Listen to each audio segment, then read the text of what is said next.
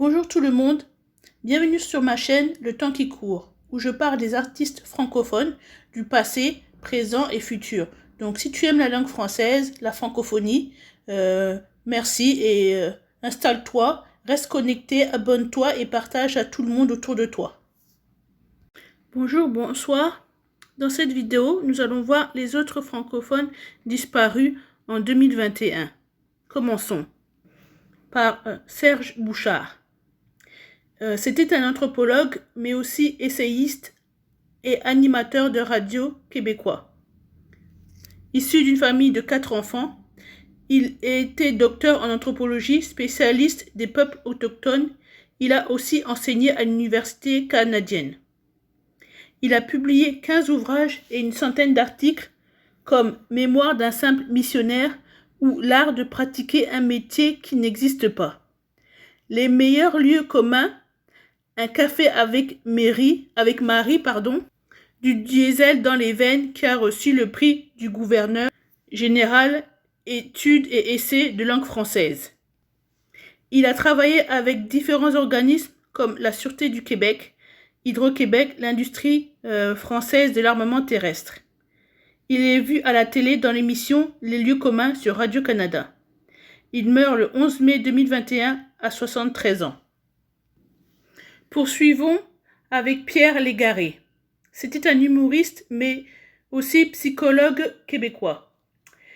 Diplômé en psychologie, il exerça en milieu scolaire.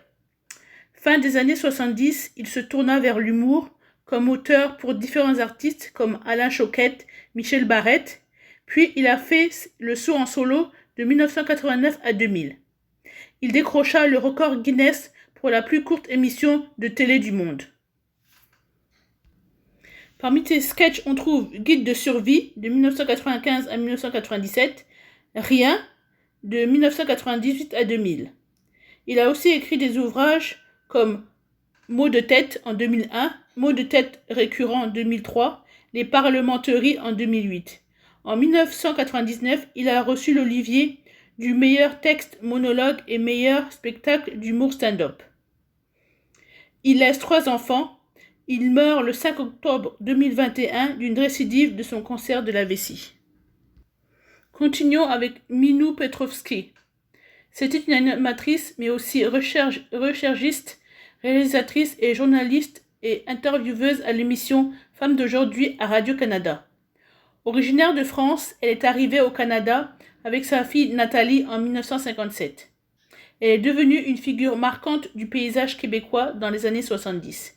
Elle travailla pour des émissions de Radio-Canada comme Femmes d'aujourd'hui en 1966. Elle deviendra par la suite intervieweuse et reporter. Elle remporta en 1974 le prix Judith Jasmin pour son reportage Les Dames de la Rouge. Ensuite, elle devint critique de cinéma et a fait d'autres émissions comme Les Belles Heures, Paroles de Star et Double Expresso. Elle participa à plusieurs festivals de cinéma internationaux comme critique et intervieweuse et a fait des entrevues avec des stars du cinéma. En 2008, elle publia ses mémoires Prends-moi dans les bras et en 2014, elle publia Faut pas pleurer pour ça, un récit d'autofiction. Elle laisse une fille. Elle meurt le 28 avril 2021 à 89 ans. Après, nous avons Jean-Marc Vallée. C'était un réalisateur, mais aussi scénariste et monteur québécois. Il a fait des études de cinéma à l'Université de Montréal.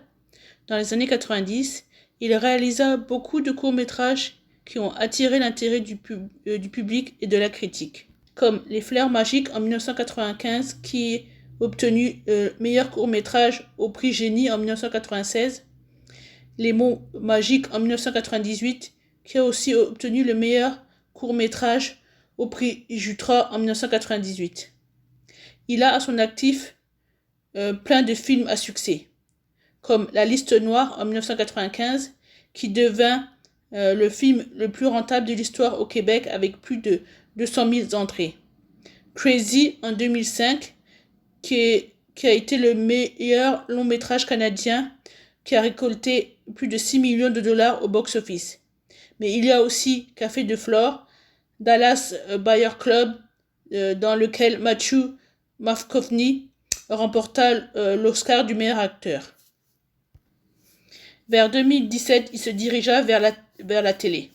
Il réalisa la première saison de Big Little Lies, qui rencontra un immense succès populaire et critique, remporta plusieurs prix et nominations aux Golden Globe et Emmy Awards. Il continua avec Sharp Object, mais il avait plusieurs projets télévisuels et cinématographiques en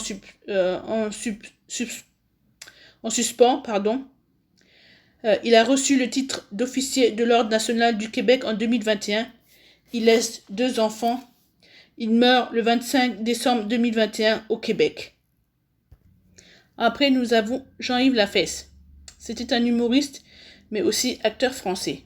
Il était connu pour ses canulars téléphoniques et pour des gags filmés en caméra cachée auprès des passants dans la rue. Il commença dans le football jusqu'à 16 ans et décida ensuite de voyager.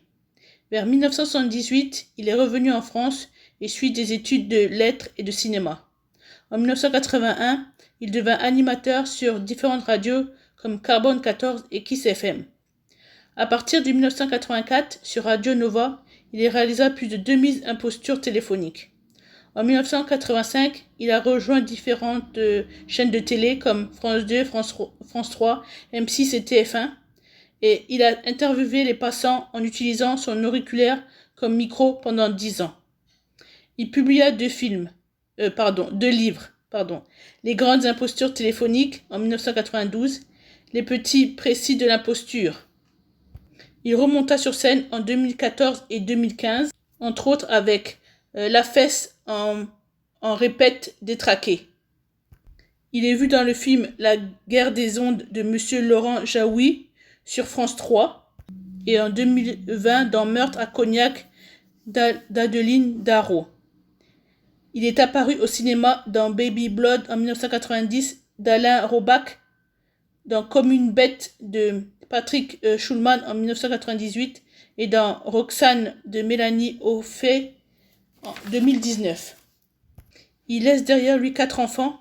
Il meurt le 22 juillet 2021 à Vannes, qui est une ville française située dans la région de Bretagne. Continuons avec Bertrand Tavernier. Il était réalisateur, mais aussi scénariste, producteur et écrivain français. De 1982 à 2021, il a été président de l'Institut Lumière. Dès l'âge de 12 ans, il est passionné de cinéma. Il a fait ses débuts dans le cinéma comme assistant de Jean-Pierre Melville.